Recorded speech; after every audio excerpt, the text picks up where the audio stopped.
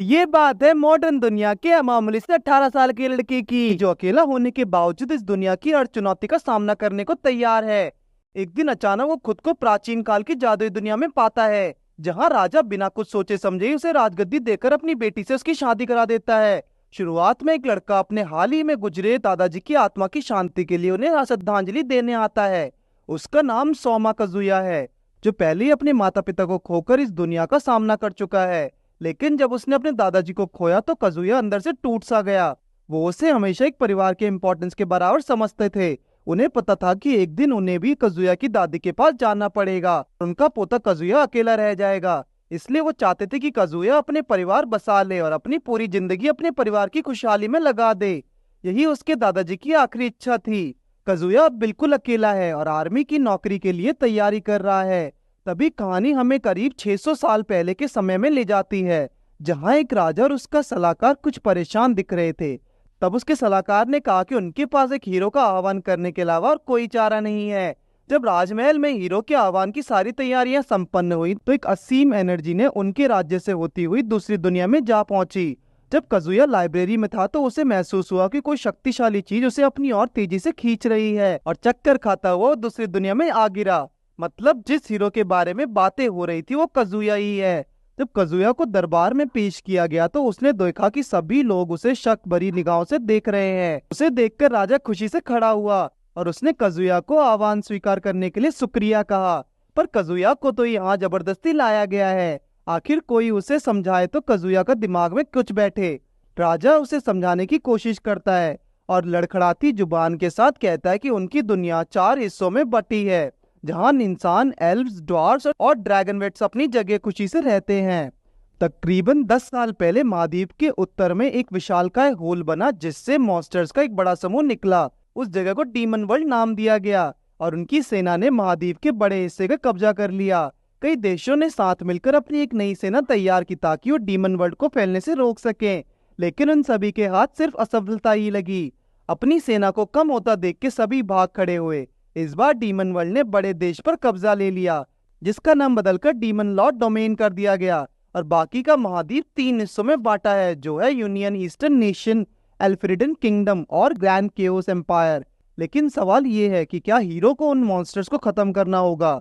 इसका जवाब देने के लिए सलाहकार सामने आता है और बताता है कि उनकी सबसे बड़ी परेशानी इस वक्त उनके गिरते हुए फाइनेंसेस हैं, जिसे संभालने के लिए हीरो का आह्वान किया गया था। उसने बताया कि डीमन लॉर्ड के किंगडम का हिस्सा ग्रैंड केओस एम्पायर में मौजूद है, जो उसके साथ लंबी सीमा सर्ज करता है। एल्फ्रिडीन राज्य पर भी उनके कई सारे उपकार हैं और इसलिए ग्रैंड केओस को उन राज्यों से पैसा लेना पड़ता है। जब डीमन लॉर्ड डोमेन की सीमा के बाहर आता है, अब मॉन्स्टर्स से लड़ना तो कोई बच्चों का खेल नहीं है, इसलिए उन्हें फाइनेंशियली इसमें हिस्सेदारी देनी ही पड़ती है। लेकिन सबसे बड़ी परेशानी ये है कि एल्फ्रिडीन राज्य के पास अब खाने के लिए भरपूर मात्रा में भोजन नहीं है और इस वक्त तो इतनी मजबूत स्थिति में नहीं है जो पैसों से उनकी मदद कर पाए। हालांकि उन्हें होरो पर पूरा भरोसा तो नहीं है, लेकिन अब वही उनकी आखिरी उम्मीद है। उन्होंने कजुया को बताया कि एक हीरो वो होता है जो मुश्किल समय में एक नई क्रांति लाता है। कजुया को ये सुनकर थोड़ा अजीब लगा। उसने कहा कि कहीं आप लोग मुझे आगे रखकर बलि तो नहीं बना रहे हो? लेकिन राजा ने कहा कि ऐसा होने का तो सवाल ही नहीं उठता। लेकिन उसकी बातों में सच्चाई ढूंढने से भी नहीं दिख रही थी। कजुया ने आके कुछ बोलने से पहले कुछ देर लेकर सोचा कि उसका सपना वैसे भी देश के लिए कुछ करने का था, लेकिन इस सिचुएशन को कभी उसने इमेजिन ही नहीं किया। कजुया को पता था कि यहाँ रहकर वो कुछ करे या ना करे, उसका बुरा वक्त तो शुरू ही हो चुका था और अब तो यहाँ से भागना भी नामुमकिन था, क्योंकि पकड़े जाने पर राज्य के लोग उससे इतने प्यार से तो कतई बात नहीं करते।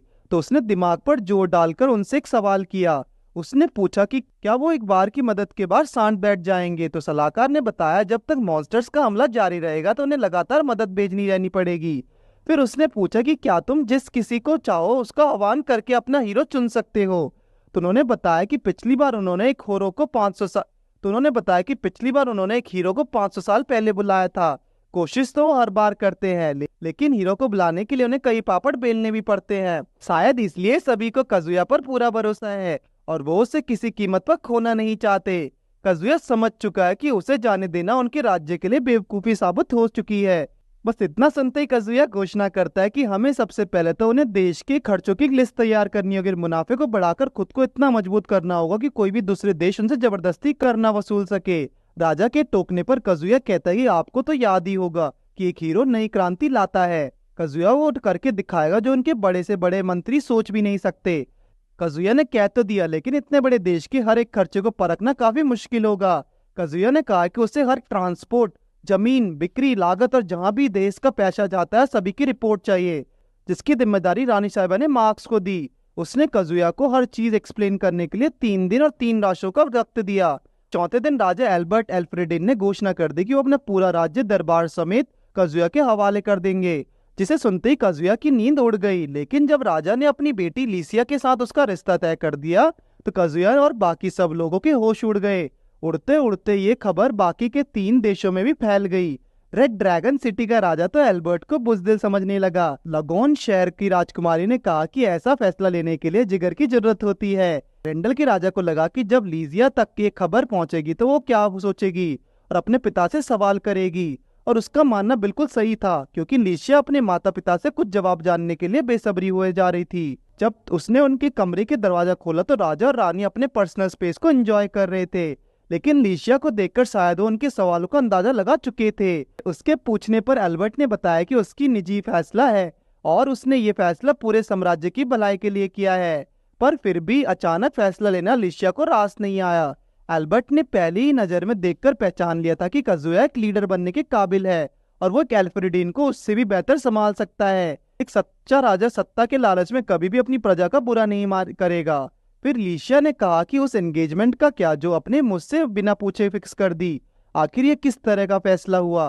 लेकिन एल्बर्ट का कहना था कि अब वो सारी घोषणा कर चुका है, इसलिए बेहतर यही हुआ कि लीसिया और कजुया आपस में बैठकर बात कर लें और एक दूसरे को समझें, क्योंकि अगर फैसला तो हो चुका है, बेशक लीसिया की मर्जी हो या ना, लेकिन अब उस पर कजुया का अधिकार है। लीसिया की मॉम भी चाहती है कि एक बार वो कजुया से मिल ले, और निराश होकर लीसिया को लौटना ही पड़ा। वो सोच रही थी कि जिससे वो ठीक से जानती भी नहीं उसके साथ कॉम्प्रोमाइज कैसे कर सकती है। जब उसने कजुया के रूम में कदम रखा तो कजुया ने उससे कुछ सवाल पूछने शुरू कर दिए। उसने पूछा कि क्या तुम पढ़ी लिखी हो, और लीसिया के हाँ कहने पर वो गणित के सवाल उससे करने लगा। लीसिया समझ नहीं पा रही थी कि ये चल क्या रहा है। तभी कजुया कहता है कि तुम जो भी हो मेरे साथ काम में हाथ बंटवाने के लिए बैठ जाओ। लीसिया ने कहा कि क्या तुम मुझे जानते भी हो, मैं इस राज्य की एकलौती राजकुमारी लीसिया एल्फ्रेडीन हूँ। शायद कजुया उसकी मिलिट्री यूनिफॉर्म देखकर थोड़ा कंफ्यूज हो गया था। उसने ये ड्रेस इसलिए पहनी थी क्योंकि वो ल्यूक कार्मनी आर्मी के लिए पेट्रोल का काम कर रही थी, और जिसे छोड़कर उसे अचानक आना पड़ा, जिसका कारण और कोई नहीं बल्कि कजुया है। हाँ, लेकिन अब जब वो प्रिंसेस ही नहीं है तो उसे कौन कमांडर के रूप में स्वीकार करेगा। लीसिया को लगता है कि उसके सारे हक कजुया ने छीन लिए हैं। माना कि उसका आवाहन एक हीरो के रूप में किया गया है, पर इसका मतलब ये नहीं कि रातों रात अपनी सारी विरासत उसके नाम कर दी जाए। कजुया ने कहा कि इसी बात का जवाब तो मैं खुद भी जानना चाहता हूँ। कजुया ने बताया कि जब वो यहाँ आया तो वो समझ गया था कि उसे जी तोड़ मेहनत करनी होगी और कोई जिम्मेदारियां भी निभानी होंगी, पर कौन जानता था कि राजा इतना बड़ा फैसला सुना देगा। कजुया ने कहा कि उसे भी राजा बनकर सत्ता चलाने में कोई इंटरेस्ट नहीं है। वो राज्य के सारे फंड्स को कैलकुलेट कर लेगा, तब वो पद को खुद ही त्याग देगा। और जहां तक रही एंगेजमेंट की बात, वो उसके लिए भी लीसिया को ज्यादा चिंता करने की जरूरत नहीं है। अगर वो चाहे तो उसे कैंसिल भी कर सकती है। राज्य के फाइनेंसेस के अलावा जो भी बाकी जिम्मेदारियां होंगी उन्हें कजुया भी बाकी लोगों को सौंप देगा। लीसिया ने अपने गुस्से जाहिर करते हुए पूछा कि क्या तुम इतने कॉन्फिडेंट हो कि कुछ सालों में राज्य को संभालकर तुम अपनी जिम्मेदारी से मुक्त हो जाओगे। लेकिन इस बात का कजुया के पास कोई जवाब नहीं था। फिर भी वो अपनी पूरी कोशिश कर रहा है। कुछ देर बाद जब लीसिया को पता लगा कि उसने राज्य के खजाने को बेच दिया है तो वो उस पर चिल्लाकर पड़ी, पर कजुया ने काफी ठंडे दिमाग से उसे समझाया कि उसने खजाने को 3 कैटेगरीज A, B, C में बांट दिया था। ए में वो है जो व्यक्ति में हिस्टोरिक और कीमती है, ग्रुप बी में वो है जिनकी कोई वैल्यू नहीं है, और बाकी बचा खजाना ग्रुप सी में है। और कजुया ने सिर्फ ग्रुप बी के आइटम्स को बेचा है। ग्रुप सी के बारे में वो श्योर नहीं है, क्योंकि उसमें काफी जादुई आइटम्स भी हो सकते हैं, आगे जाकर उनके काम भी आएंगे। वही लागोन राज्य की प्रिंसेस ने अपनी खबरी कैनेरिया से चुपचाप एल्फ्रेडिन राज्य जाने को कहा, ताकि वो नए राजा सौमा कजुया के बारे में और जान सके। लीसिया ने पूछा कि क्या कहीं तुमने अभी पैसों की मदद एम्पायर को तो नहीं भेजी, और कजुया के मना करने पर वो बताते कि उन पैसों से हम मिलिट्री को तैयार कर सकते हैं। आखिरकार हमारा प्लान तो एम्पायर से खुद को बचाना है। कजुया को उसकी बात समझ आ गई, जिसमें उसे दम लगा, क्योंकि शांति बनाए रखने के लिए बुजदिली अच्छी नहीं है। पर कजुया को ये भी मानना है कि लोगों की भूख और रिफ्यूजीज की समस्याओं को दांव पर लगाकर वो लोग जनता पर से अपना भरोसा खो देंगे और जनता का रोष बढ़ जाएगा। हालांकि लिशिया को लगता था कि उनके लोग अपने राज्य के खिलाफ कभी नहीं होंगे, पर भुखमरी जैसी समस्या किसी भी देशभक्त की आत्मा को कचोट सकती है। इतना सुनने के बाद लिशिया को भी कजुया पर भरोसा होने लगा है। फिर इस दुनिया में होने वाली कुछ अजीब चीजों को दिखाया जाता है, जहाँ पर सवारी के लिए बड़े मॉन्स्टर्स का इस्तेमाल किया जा रहा है और बिजली ना होने के बावजूद लोग जादू का इस्तेमाल से अपने घरों को चमत्कार बनाते हैं। और लेकिन जादू का इस कदर इस्तेमाल करने के बाद भी इंडस्ट्रियलाइजेशन का दूर तक अभी कोई नाम निशान नहीं है।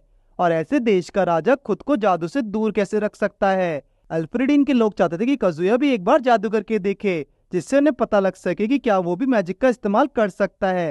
अगर हाँ तो उसके अंदर किस किस्म का जादू मौजूद है। उसे एक मॉन्स्टर जैसी दिखने वाली मूर्ति के सामने ले जाया गया, जिसे छूते ही कजुया के चारों ओर रोशनी जगमगाने लगी, जिसके बाद वो कुछ देर के लिए बिल्कुल शांत हो गया।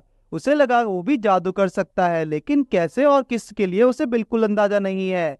कुछ देर बाद जब लिशिया फिर उसके कैबिन में गई तो उसने देखा कि इस बार कई सारे लोग काम में जुटे हुए हैं और कुछ पेन खुद से ही हिसाब तैयार कर रहे हैं। कजुया ने बताया कि ये किस किस्म का जादू है जिसमें किसी चीज की एनर्जी को कंट्रोल किया जा सकता है। कजुया ने इस जादू को लिविंग पॉल्टरगिस्ट का नाम दिया है। उसकी इस खूबी के कारण वो एक बार में एक से ज्यादा चीजों में अपनी कॉन्शियसनेस ट्रांसफर करके उनसे जो चाहे वो करवा सकता है। अगर उससे इस पावर के बारे में ना पता होता तो अब तक वो कागजों और फाइलों के बोझ तले दब चुका होता। लिशिया के पूछने पर उसने बताया कि इतने सारे लोगों की जरूरत उसे अनटैप्ड मनी यानी काला पैसा ढूंढने में पड़ेगी।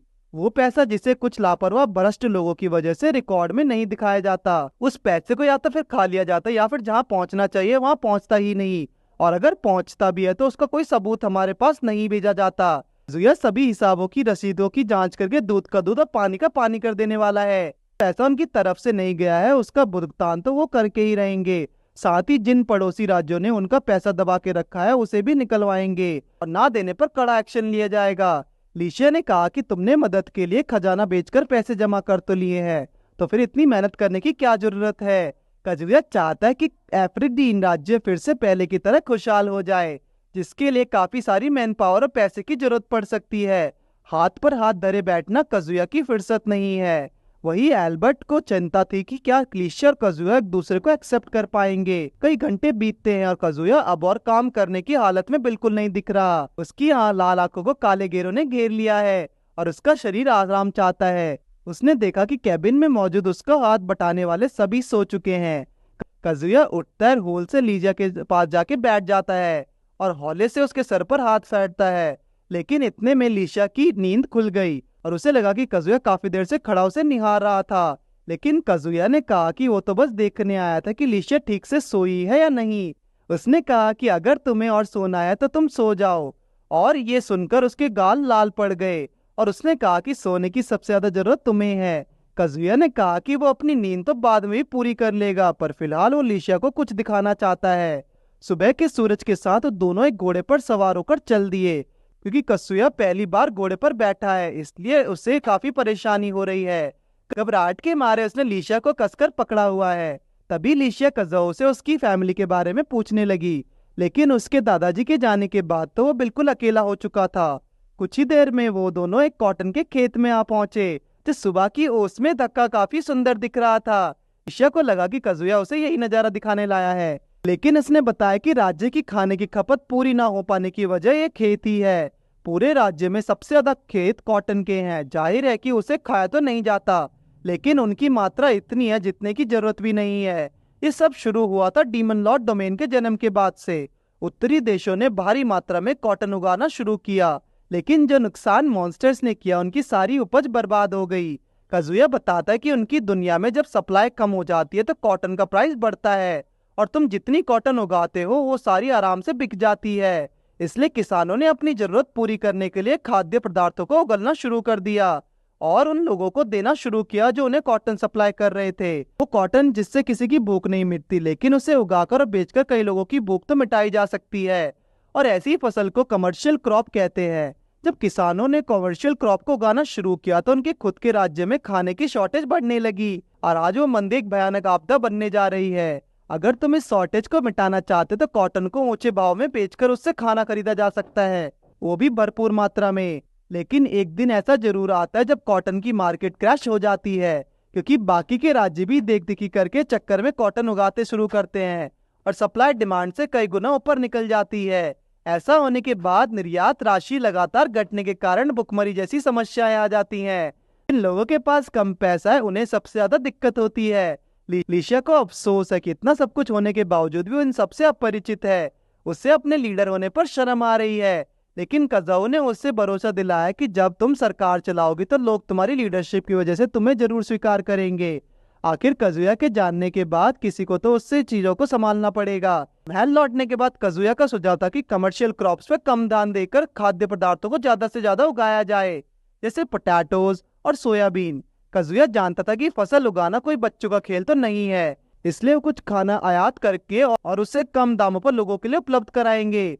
लिशिया ने अचानक कहा कि तुम यहाँ सबके सब बैठकर खाना नहीं खा सकते, क्योंकि तुम अब एक राजा हो। शायद इतनी देर से उसके ध्यान नहीं पर था, पर इस बात से कज़ुया को कोई फर्क नहीं पड़ता। तभी लुडविन नाम का एक एडमिन वहाँ आ जाता है, जो रॉयल गार्ड का कैप्टन भी है, और लिशिया से पूछता है कि क्या मैं आपको क्वीन कहकर पुकार सकता हूँ। लिशिया ये सुनकर शर्मा जाती है। कज़ुया ने कहा कि वो लोगों से बात करना चाहता है, लेकिन राजा होने के नाते उसका ऐसा करना मुमकिन नहीं है। उसके लिए एक स्टाफ की जरूरत होगी। लुडविन कज़ुया से सवाल करता है कि क्या आप जो भी कर रहे हो उसमें आपको कोई परेशानी तो नहीं हो रही। कज़ुया कहता है कि हमारे पास लोगों की कमी है जो उसे आकर सलाह दे सके कि राज्य के हित के लिए क्या सही है और क्या नहीं।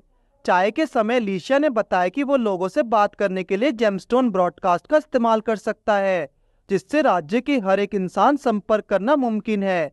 लिशिया ने बताया कि इसे एक्टिवेट करना थोड़ा मुश्किल है, इसलिए उसका इस्तेमाल कुछ खास खबर देने के लिए ही होता है, और ये पहली बार होगा जब जेमस्टोन से लोगों को काम के लिए रिक्रूट किया जाएगा। लिशिया पूछती है कि क्या तुम उनकी परीक्षा लोगे, जैसे कोई टेस्ट या कुछ और। तो कज़ुया बदले में एक सवाल करता है कि राज्य की साक्षरता दर कितनी है, जो असल में सिर्फ 30% है। कज़ुया पहले तो खुश हुआ, फिर उसने गुस्से में कहा कि तुम कोई नहीं होती जो किसी की परीक्षा लेकर उनकी काबिलियत का अनुमान लगा सको। हर इंसान खास होता है। लिशिया ने पूछा कि फिर तुम लोगों से बोलोगे क्या। तो कज़ुया ने बताया कि मैं अपने फेवरेट हीरो के दिए हुए डायलॉग्स चेपने वाला हूँ। वो हीरो जो लोगों को अपने साथ उन खूबियों को देखकर लेता है जो उनके पास है, ना कि वो जो वो बदले में चाहता है। और इतना में हम कज़ुया और लिशिया को सीधा ब्रॉडकास्ट स्क्रीन पर देखते हैं। सभी लोग अपने नए राजा की उम्र देखकर दंग हैं। कज़ुया ने सबसे पहले सभी को अपने राज्य की बदतर हालत के बारे में बताया, फिर कहा कि जो राजा पहले हुआ करते थे उन्होंने अपना शासन मुझे दे दिया है, उन्होंने अपना शासन मुझे सौंप दिया। हो सकता है कि आपको लग रहा हो कि इन मुसीबत भरे पलों में उन्होंने राज छोड़कर बुजदिली वाला काम किया है, लेकिन ऐसा कतई नहीं है। एक सच्चा राजा वही होता है जो अपनी प्रजा की भलाई के लिए सब कुछ त्याग दे। जरूर मैं उनसे बेहतर हूँ, इसलिए उन्होंने राजा का रूप में मुझे चुना। फिर उसने बताया कि हमें कुछ टैलेंटेड लोगों की जरूरत है जो इस संकट से लड़ने में हमारी मदद कर सके, और खुशहाली और शांति फिर एक बार एफरेडीन में देखने को मिलेगी। इस बात से कोई फर्क नहीं पड़ता कि आप कैसे दिखते हैं और क्या करते हैं। अगर आपको लगता है कि आपके पास वो खूबी है जो किसी और में नहीं है तो आप आगे बढ़ सकते हैं और हमारे साथ आइए। हो सकता है कि कुछ लोग आगे आने में हिचकिचाएं, लेकिन ये फैसला उनको नहीं बल्कि महाराज को होगा कि आपको हमारी जरूरत है या नहीं। उसकी बातें सुनकर एक मोटे लड़की के मन में उम्मीद की किरण जागती है। कज़ुया ने एक घोषणा कर दी कि अगर कोई साबित करता है तो उसके पास अनोखा हुनर है तो मैं यानी इस राज्य का राजा उसे खुद इनाम दूंगा। अगर कोई किसी दूसरे इंसान को रिकमेंड करता है तो उसे इनाम का 30% दिया जाएगा। कज़ुया को उम्मीद थी कि कल कई सारे टैलेंटेड लोगों की भीड़ जमा हो जाएगी। अगले दिन कज़ुया ने एक बात पर ध्यान दिया कि वो दोनों दुनिया की भाषाओं को आसानी से बोल और लिख पढ़ सकता है। राजा का मानना है कि यही तो एक हीरो होने की खासियत है। लिशिया ने सपने में वही दोबारा सुना कि कज़ुया ने उससे कहा था कि एक दिन वो एक महान शासक बनेगी और अपनी प्रजा की खूब इज्जत और प्यार कमाएगी। कैसे कज़ुया ने कहा था कि उसकी कोई फैमिली नहीं है और वो बिल्कुल अकेला है। अगर लिशिया उसे शादी करेगी तो उसकी जिंदगी का एक हिस्सा बन जाएगी, तो अपने लोगों के लिए वो कज़ुया जैसे शासक को यहीं पर रोक सकती है। तभी लिशिया को बाहर से कोई आवाज लगाता है। उसने देखा कि कुछ कोई दासी उसे खबर देने आई है कि आज महाराज रिक्रूटमेंट करने वाले हैं, तो उनका आदेश है कि आप भी वहां मौजूद हों। तो लिशिया फटाफट से अपनी मिलिट्री ड्रेस पहनकर तैयार हो जाती है। फिर हम उस मोटे लड़के से मिलते हैं जिसे कल दिखाया गया था। वो महाराज के सामने अपने टैलेंट को पेश करने से पहले काफी डरा हुआ है। इसी के साथ कुछ ही देर में सभा का आरंभ होता है और सभी लोग महाराज के सामने झुककर उनका सम्मान करते हैं। लेकिन एक लड़की को छोड़कर जो एक एल्फ है, जब उसे अपना सर झुकाने के लिए बोला गया तो उसने साफ इनकार कर दिया, क्योंकि वो सिर्फ अपने कबीले के सरदार के आगे अपना ही सर झुकाती है। बाकी सबको उसकी हिम्मत पसंद नहीं आई, लेकिन काजुया ने कहा कि अगर ये उसका मानना है तो ये सही है। साथ ही उसने बाकी सबको भी सर झुकाने के लिए मना कर दिया, क्योंकि उसका उद्देश्य तो उन लोगों से मदद मांगना है। शुरुआत करने के लिए सबसे पहले उस एल्फ लड़की को इंट्रोडक्शन किया जाता है। उसका नाम आयशा उडगार्ड है, जो एक डार्क एल्फ परिवार से है। काजुया ने डार्क एल्फ के बारे में पता लगा लिया कि एल्फरेडिन राज्य में काफी संख्या में रहते हैं और कॉम्बैट स्किल्स में माहिर होते हैं। डार्क एल्फ बाकी कम्युनिटी से अलग रहते हैं और ये सब काजुया अपने मैजिक से पढ़ पा रहा है। मार्क्स ने बताया कि आयशा की फाइटिंग एबिलिटी कमाल की है और वो एक मिलिट्री को संभालने के लिए सबसे सक्षम लड़की साबित होगी। आयशा ने पूछा कि क्या आप हम सबको इनाम देने वाले हो, तो काजुया ने कहा कि अगर मैंने कहा तो तुम्हें इनाम जरूर मिलेगा। लेकिन आयशा ने कहा कि उसे इनाम में कोई इंटरेस्ट नहीं, बल्कि वो बदले में एक मदद चाहती है। काजुया के पूछने पर उसने बताया कि उनके डार्क फॉरेस्ट के सभी पेड़ पतले होते जा रहे हैं और उनके लिए सही मौसम और पानी की भरपूर मात्रा के होते हुए भी हम उन्हें बचा नहीं पा रहे हैं। आयशा जानती थी कि काजुया काफी इंटेलिजेंट है और वही उसके सवालों का जवाब दे सकता है। काजुया ने थोड़ा सोचा और पूछा कि क्या तुम जंगलों की छटाई के बारे में जानती हो। आयशा के एक्सप्रेशन से लग रहा है कि उसने ये शब्द पहली बार सुना है। काजुया ने बताया कि घने जंगल हमेशा कुछ छोटे रह जाते हैं, जिन्हें बड़े और फलदार पेड़ों की छाया में धूप नहीं मिल पाती, इसलिए पोषण की कमी से वो कमजोर होने लगते हैं। अगर तुम जंगल के पेड़ों की छटाई करके फालतू की टहनी और पत्तियों को हटा दोगे तो बाकी सब पेड़ भी अच्छे से बढ़ पाएंगे। और ये इतनी सी सीख आयशा के मन को इतनी छू गई कि वो इस बार काजुया के चरणों में झुक गई और कहने लगी कि मैंने आपके ऑर्डर पर वही करूंगी जो आप कहोगे। आयशा महाराज के लिए लड़ने मरने को तैयार हो गई। वो चाहती है कि महाराज जल्द से जल्द उनके जंगलों में आकर उन्हें छटाई के बारे में सिखाएं। अगली बार है जूना डोमा की, जो बाला की खूबसूरत लड़की है। उसकी सुंदरता को देखकर बाकी खुद काजुया बहक गया। जूना की खूबी उसकी खूबसूरती तो है, लेकिन उसकी एक और खूबी है कि वो मधुर आवाज। उसकी आवाज में इतनी मिठास है कि उसे आज के समय का महान गायक भी माना जाता है। जूना के पूर्वज भी म्यूजिक से जुड़े थे, जिन्हें लॉरिल्स भी कहते हैं, और ये वो लोग हुआ करते थे जो अपनी सुंदरता और आवाज से लोगों को मोहकर उन्हें लूट लेते थे। महाराज ने कहा कि इस वक्त तुम्हें पूरा राज्य देख रहा है, तो क्या तुम उनके लिए गाना गा सकती हो जो उन्हें जोश और उत्साह से भर दे। लेकिन जूना को तो ज्यादातर दुख भरी गजलें आती थी। उसने कहा कि अगर महाराज की कोई पसंद हो तो वो जरूर उनके सामने प्रस्तुत करने में खुश होगी। फिर काजुया ने अपने फोन निकाला और अपना ईयर प्लग उसे देकर अपना फोन में एक गाना बजाया। किसी को समझ नहीं आ रहा था कि आखिर महाराज ये क्या कर रहे हैं। जो गाना जूना ने सुना वो उसके लिए एक नई भाषा में है, पर फिर भी उसने पूरा गाना याद कर लिया। काजुया हैरान थे कि एक बार सुनकर ही वो कोई गाना याद कैसे कर सकता है। फिर जूना ने उस गाने को जब अपनी आवाज में सबको सुनाया तो सब उसकी मधुर आवाज के कायल हो गए। जूना को जैसे नए जमाने के गानों से प्यार सा हो गया। फिर अमेंडिया में उस लड़की को दिखाया जाता है जहाँ काजुया ने अपने देश का खजाना बेचा था। उस लड़की को भी काजुया के द्वारा की जा रही रिक्रूटमेंट के बारे में पता चल गया था, लेकिन सभी इस बात को लेकर कंफ्यूज है कि किसी को भी उनके टैलेंट के बेस पर भर्ती किया जा सकता है। तो अब चलते हैं पोंचो पॉनकट्टा की ओर, जो पोटे गांव का है। ये वही मोटा और डरपोक लड़का है जिसे पहली बार दिखाया गया था। मार्क्स बताता है कि उसके पास खाना खाने का टैलेंट है। काफी लोगों ने उससे टैलेंट के लिए अप्लाई किया था, लेकिन पोंचो ने खुद को बेहतर साबित किया। पोंचो की खाने की समझ भी बाकी लोगों से कमाल की है, क्योंकि उसने देश विदेश जाकर वहाँ की कुजीन का लुत्फ उठाया है और सब खाया जो खाने लायक है। काजुया उसकी खूबियां सुनकर काफी खुश हो गया और कहने लगा कि मैं तो तुम्हारा इंतजार कर रहा था। महाराज बहुत खुश है कि वो हिम्मत करके यहाँ आया। काजुया ने कहा कि अगर तुम मेरी मदद करोगे तो हम देश को तुम्हारे टैलेंट की मदद से आगे ले जा सकते हैं। अगर महाराज चाहे तो उसकी मर्जी से वो किसी को एक नया नाम भी दे सकते हैं। इसलिए काजुया ने पोंचो को इशिजू का नाम दे दिया, और इशिजू का एक शिकारी का नाम है जो एक फूड एक्सप्लोरर भी है। पोंचो की हिम्मत से उन लोगों की हौसले को भी जगाया जो अपनी झिझक की वजह से अपनी टैलेंट दिखाने में आगे नहीं बढ़ पा रहे थे। फिर हकुया कुमिन नाम का इंसान आगे बढ़ता है। हकुया की तलवार से भी तेज दिमागी उसका असली हथियार है। ऐसा भी माना जाता है कि उनकी नॉलेज और मेमोरी की बराबरी करना पूरे राज्य में किसी की बस की बात नहीं। बाकी सभी लोग अपनी मर्जी से आए हैं, लेकिन हकुया को उसके अंकल ने यहाँ आने के लिए कहा था, जो चाहते कि देश के लिए कुछ करे। काजुया के पहुंचने पर उसने बताया कि वो ज्यादातर लिटरेचर, हिस्ट्री और लॉ की किताबें पढ़ना पसंद करता है। काजुया ने कहा कि क्यों ना तुम हमारे लाइब्रेरियन बन जाओ। हकुया ने कहा कि आपने जो भी काम दिया वो मैं उससे सर आंखों पर रखकर करता हूँ, लेकिन गुस्ताखी करते हुए मैं चाहता हूँ कि अपने इस ज्ञान और दिमाग का इस्तेमाल मैं इस राज्य की रक्षा के लिए करना चाहता हूँ। क्योंकि अकुया अब अपना दिमाग बदल चुका है। दरअसल अकुया देखने आया था कि नया शासक राजा बनने के काबिल है या नहीं। उसने कहा कि अगर कजुया पोंचो के टैलेंट को नजरअंदाज कर देता तो वो अकुया की नजरों में फेल हो जाता। लेकिन कजुया भली भांति जानता है कि देश की राज्य को क्या जरूरत है। कजुया ने पहली बार इस राज्य में कोई समझदार इंसान देखा और देश के हित जो कि देश के हित के लिए सोचने वाला इंसान है। इसलिए उसने अकुया को केबिन में मिलने के लिए बुलाया। ये थी अकुया और कजुया की पहली मुलाकात। अब बाद में उसे प्राइम मिनिस्टर ऑफ ब्लैक का नाम दिया गया, क्योंकि उस शाम कजुया ने उसके साथ देर रात तक डिस्कशन किया और ये फैसले किया कि वो अकुया को अपना दहीना हाथ दे बनाकर रखेगा। आखिरी में बारी आई मिस्टिक वुल्फ की, जो टोमियो इनोई है, जिसके पास एक खास क्षमता है जिसके जरिए वो किसी भी जानवर की शक्ति और इमोशन को महसूस कर सकती है। जब उसे टेस्ट करने के लिए अस्तबल में ले जाया गया तो उसने घोड़े की परेशानी को बता दिया जिनसे वो जूझल रहे थे। लिशिया के अनुसार मिस्टिक वुल्फ एल्फ्रेडियन में नहीं पाई जाती है, तो हो सकता है कि टोमियो एक रिफ्यूजी हो। मगर इस बात से कोई फर्क नहीं पड़ता जब तक उसकी खूबी उनके काम की है।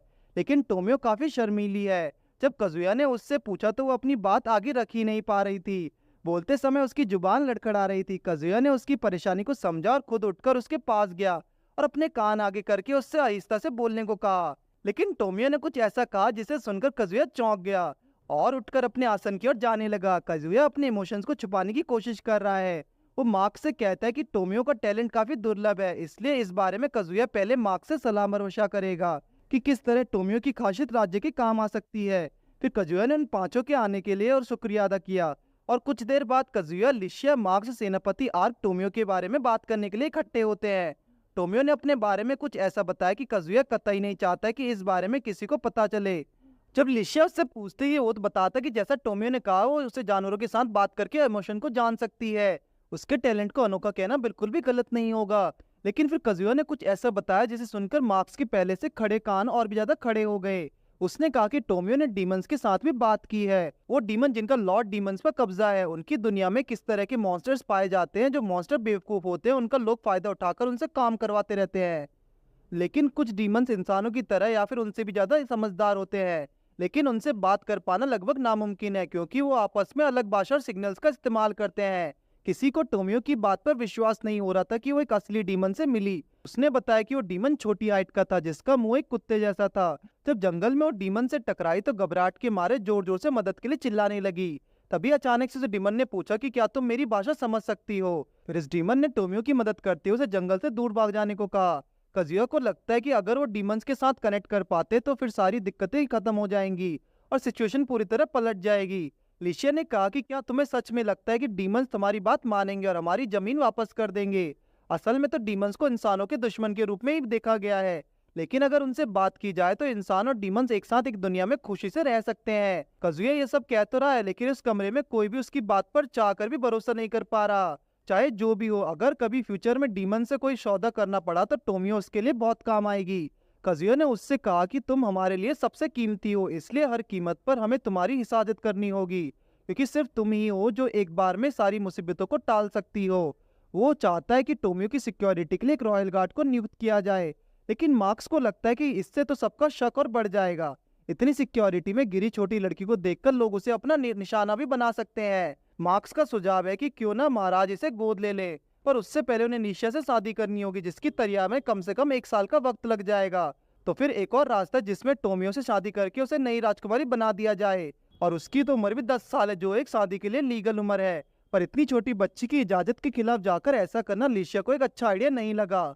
उसने कहा कि वो टोमियो को एक छोटी बहन के रूप में एक्सेप्ट करने को तैयार है और उसे गले लगा लेती है। लेकिन टोमियो को ये मंजूर नहीं, क्योंकि उसका भी एक परिवार है। उसकी मॉम और छोटा भाई रेफ्यूजी कैंप में उसका इंतजार कर रहे हैं। तब कजुया और उसे डरी हुई लड़की के पास आया और कहा कि क्यों ना तुम मेरी छोटी बहन बन जाओ, इससे तुम्हारा परिवार भी मेरा परिवार होगा और हम सब मिलकर महल में रहेंगे। इस प्रोसेस में थोड़ा वक्त लगेगा, इसलिए तब तक टोमियो को सुरक्षित रखना होगा। मार्क्स ने कहा कि टोमियो को उसकी मनपसंद जगह जानवरों के पास रखना ठीक होगा। घोड़ों के अस्तबल में वो सुरक्षित भी रहेगी और नजर में भी रहेगी। कजुया इस सुझाव को स्वीकार करता है। थोड़ी देर बाद कजुया को सुईन धागा लेकर कुछ करते हुए दिखाया जाता है।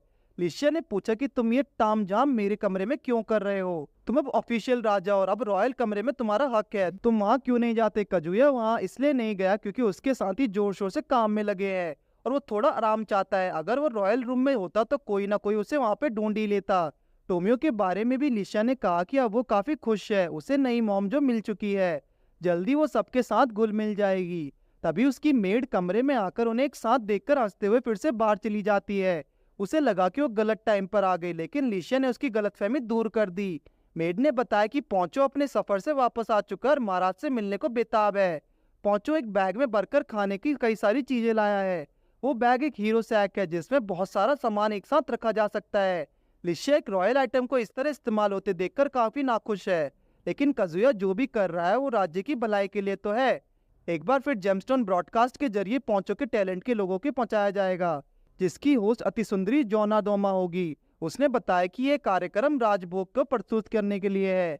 पोंचो थोड़ा नर्वस दिख रहा है, शायद वो जूना के साथ खड़ा होने से भी थोड़ा शर्मा रहा है। उसे डर है कि कहीं उसकी झिझक शो को खराब ना कर दे। फिर पोंचो ने नए महाराज के प्रोग्राम में स्वागत किया। काजुया को पसंद नहीं है कि कोई उसे महाराज कहकर पुकारे। वो खुद को एक एक्टिंग किंग बुलाता है। काजुया ने सबसे पहले राज्य की भुखमरी की समस्या के लिए अपनी जिम्मेदारी दिखाते हुए सभी से माफी मांगी। उसने कहा कि वो बहुत जल्द इस खाने को कमी को दूर करेगा, पर इसमें थोड़ा समय जरूर लगेगा। तब तक पहुंचो, हम उन्हें पदार्थों के बारे में बताएंगे जो खाए जा सकते हैं और जिन्हें पकाना भी आसान है। टेस्ट करने के लिए हमारे पास है लिशिया, आयशा और टोमियो, जो बताएंगे कि डिश लाजवाब बनी है या नहीं।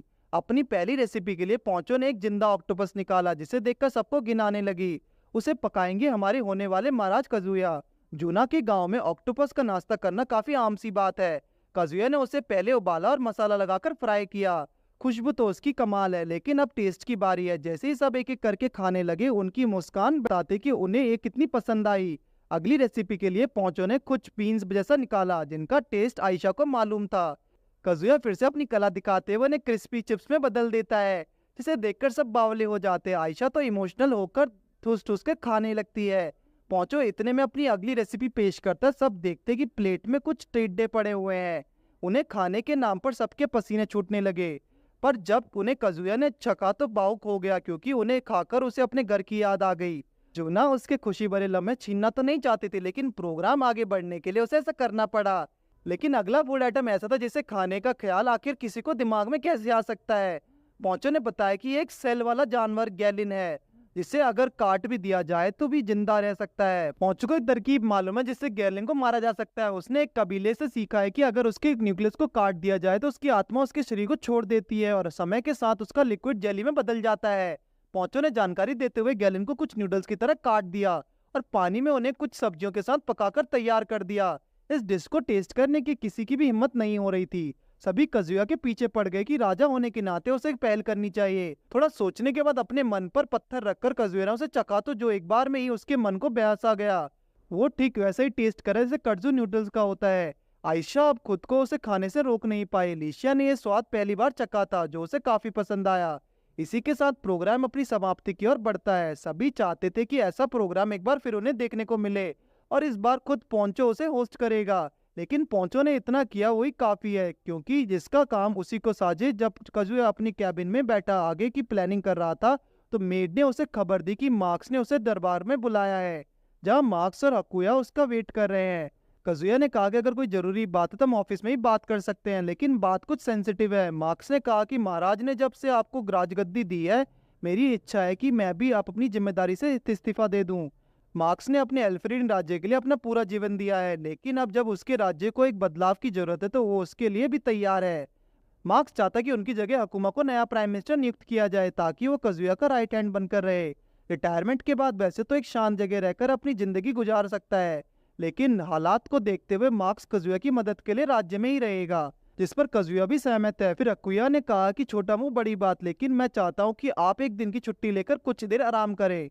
यहाँ तक कि उसने सारे इंतजाम भी पहले से कर दिए हैं। हुकूमत चाहता है कि काजुया अपना टाइम अकेले आराम करते हुए बिताए। इससे अच्छा वो राजकुमार लिशिया को लेकर डेट पर चला जाएगा, इसलिए उन दोनों को एक दूसरे के करीब आने के लिए भी मौका मिलेगा। अगर काजुया आयशा को भी साथ ले जाता है तो वो उन दोनों की रक्षा भी करेगी। काजुया जब उनसे मिलने का पहुंचता है तो उसने देखा कि लिशिया और आयशा फाइटिंग की प्रैक्टिस कर रही हैं। आयशा ने सोनिक विंड का इस्तेमाल से मिशेल की दीवार को चकनाचूर कर दिया। हालांकि काजुया उनकी फाइटिंग एबिलिटीज को देखकर हैरान है, लेकिन अगर वो इसी तरह लड़ते रहे तो कुछ ही देर में पूरा महल खंडर में बदल जाएगा। जब उन दोनों को डेट पर जाने वाली बात के बारे में पता चलता तो लिशिया थोड़ी शर्मा गई, और आयशा का कहना था कि क्यों ना वो सब उसके जंगल में चले। वहाँ काजुया उन्हें पेड़ों की छटाई कराना भी सिखा देगा, लेकिन उनके पास इतना टाइम नहीं है जो 3 दिन लगाकर उनके गाँव जाएं। लेकिन कजुया ने उसे विश्वास दिलाया कि जब उसके पास टाइम होगा वो जरूर उनकी मदद करेगा। ये सुनकर आयशा ने एक बार फिर कहा कि महाराज आप बहुत दयालु हैं, मैं आपकी दासी के समान हूँ, जो आप चाहेंगे वही करूंगी।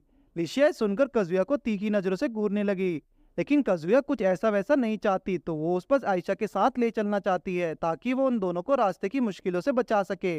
निकलने से पहले उन तीनों का बेस बदलने का फैसला किया और स्कूल की आउटफिट पहन ली। कजुया ने कहा कि लिशिया तो इस ड्रेस में काफी जच रही है, लेकिन आयशा अपने एल्फ्स वही कॉस्ट्यूम में ज्यादा अच्छी लगती है, क्योंकि वही एक ड्रेस एल्फ की पहचान है। लिशिया ने मामले को ठंडा करने के लिए कहा कि तुम पर ये कपड़े ज्यादा जच रहे हैं, काश तुम इन्हें हमेशा पहन पाती। इतना सुनते ही आयशा लिशिया से लिपट गई और फिर तीनों शहर की ओर चल दिए, बिल्कुल आम लोगों की तरह। शहर पहुंचकर तीनों वहां की रुद्रता के नजारे देखते रहे, लेकिन नजारे लेते हुए आयशा कहते कि एक मुसीबत है।